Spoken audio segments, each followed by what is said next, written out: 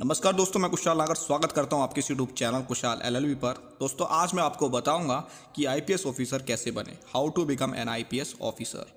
जितने भी लोग इस वीडियो को देख रहे हैं, मुझे भरोसा है कि आप सभी fully dedicated and motivated person हैं। आप सभी दिल से चाहते हैं कुछ ना कुछ बनना, तभी आप मेरी इस वीडियो पर आए हैं। सबसे पहले आप सभी को शुभकामनाएं आपके फ्यूचर के लिए। आई होप सभी के सभी लोगों का सिलेक्शन हो और सभी के सभी लोग देश की सेवा करें। जो भी लोग इस वीडियो को देख रहे हैं, सबसे पहले चैनल को सब्सक्राइब कर लें, क्योंकि बनने के बाद आप चैनल को सब्सक्राइब करें या ना करें मजाक कर रहा था, आप डेफिनेटली मेरे साथ कनेक्टेड रहेंगे बनने के बाद भी। और आप सभी मेरे फैमिली की तरह हैं, तो चैनल को जरूर सब्सक्राइब कर लें, क्योंकि मैं इस चैनल पर इन्फॉर्मेटिव और एजुकेशनल कंटेंट डालता रहता हूं। तो जो भाई भी इस चैनल को सब्सक्राइब करेगा और साइड में बेल का आइकन दिख रहा है उसको प्रेस करेगा, जो भी मैं वीडियो अपलोड करूंगा उस भाई बहन मेरे दोस्त को उसका नोटिफिकेशन सबसे पहले मिल सकेगा। तो चैनल को जरूर सब्सक्राइब कर लें। तो चलिए दोस्तों, जानते हैं कि आईपीएस ऑफिसर कैसे बने।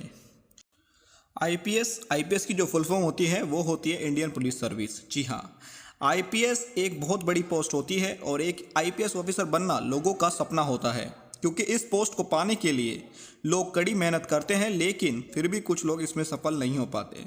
और कुछ लोग ये नहीं जानते कि आईपीएस ऑफिसर बनने के लिए किस तरह की पढ़ाई करनी चाहिए और इसके लिए किस किस चीज़ की ज़रूरत होती है।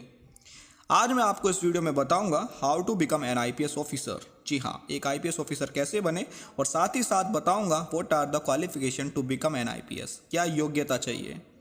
तो दोस्तों, आईपीएस ऑफिसर बनने के लिए कौन सा एग्जाम दे और इसके लिए शारीरिक योग्यता क्या चाहिए, आपको इन सभी चीज़ों के बारे में आज मैं पूरी जानकारी देने वाला हूँ।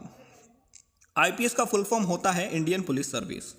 एक आईपीएस ऑफिसर बनना इतना आसान नहीं है। इसके लिए आपको कई एग्ज़ाम पास करने होते हैं, फिजिकल टेस्ट, ट्रेनिंग होती है और भी कई सारे टेस्ट होते हैं।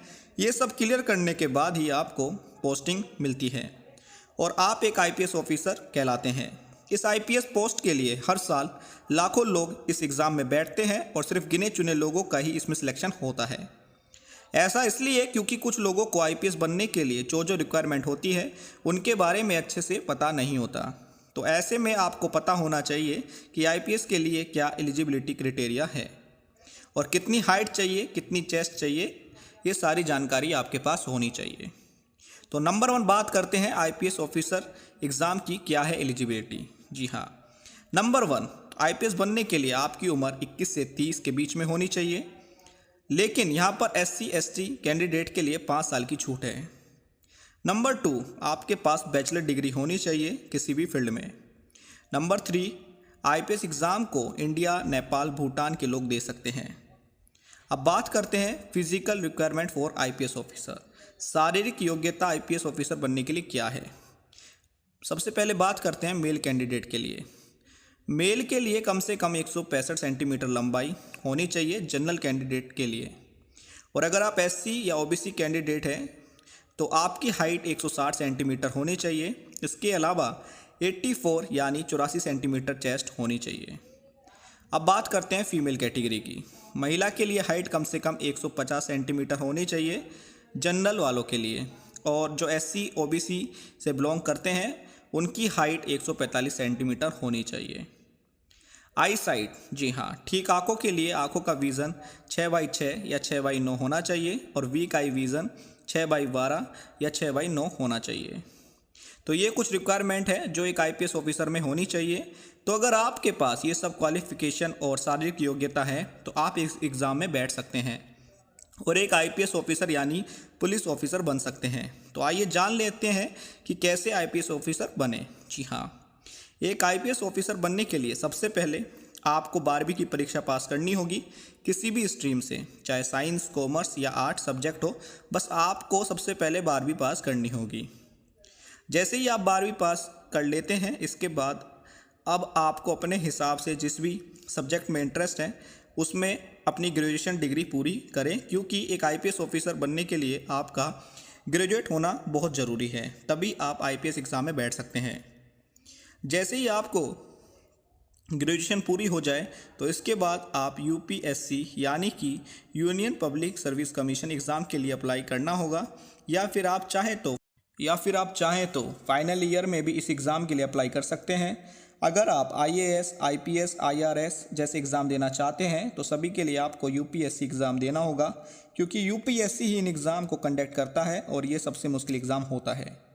जैसे ही आप UPSC एग्ज़ाम के लिए अप्लाई कर देते हैं, इसके बाद आपको 3 एग्ज़ाम को क्लियर करना होता है। सबसे पहला होता है प्रिलिमिनरी एग्ज़ाम, दूसरा होता है मेन एग्ज़ाम और तीसरा होता है आपका इंटरव्यू।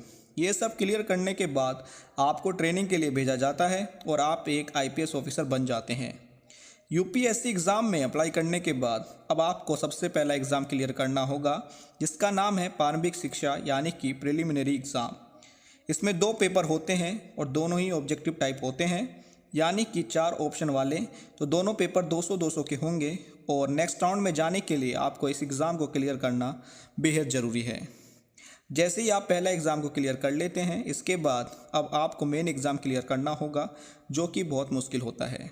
इसमें टोटल 9 पेपर होते हैं और रिटन एग्ज़ाम के साथ इसमें इंटरव्यू भी देना होता है। ये थोड़ा मुश्किल होता है और इस एग्ज़ाम को बहुत लोग क्लियर नहीं कर पाते।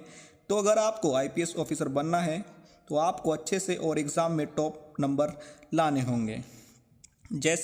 जैसे ही आपके दोनों राउंड क्लियर हो जाएंगे, उसके बाद अब आपको पर्सनल इंटरव्यू के लिए बुलाया जाता है, जो कि करीब 45 मिनट का होता है। आपका इंटरव्यू क्लियर करना होगा, क्योंकि कई इंटरव्यू लेने वाले पैनल होते हैं जो आपसे काफ़ी मुश्किल और ट्रिकी सवाल पूछते हैं। तो आपको इसके लिए तैयार रहना होगा, तभी आप एक काबिल IPS ऑफिसर बन सकते हैं। जैसे ही आप प्री, मेन और इंटरव्यू निकाल देते हैं, उसके बाद आपको IPS ऑफिसर बनने के लिए ट्रेनिंग पूरी करनी होती है। तो इसके लिए आपको मसूरी और हैदराबाद जैसे शहरों में ट्रेनिंग के लिए भेजा जाता है। जैसे ही आपकी ट्रेनिंग पूरी हो जाती है, इसके बाद पोस्टिंग दी जाती है। तो इस तरह आप एक IPS ऑफिसर बन सकते हैं। आई होप आप सभी को ये वीडियो बहुत अच्छी लगी होगी। दोस्तों, अभी तक जिसने चैनल को सब्सक्राइब नहीं किया है, चैनल को सब्सक्राइब कर ले और साइड में बेल का आइकन दिख रहा है, उस पर भी क्लिक कर ले, ताकि मैं फ्यूचर में कोई वीडियो अपलोड करूं उसका नोटिफिकेशन आपको सबसे पहले मिल सके। और अगर वीडियो अच्छी लगी तो लाइक, कमेंट एंड शेयर जरूर करें, जिससे और लोगों की भी हेल्प हो सके। मिलते हैं नेक्स्ट वीडियो में। कमेंट सेक्शन में जरूर बताएं नेक्स्ट वीडियो किस टॉपिक पर मैं आपके लिए बनाऊँ।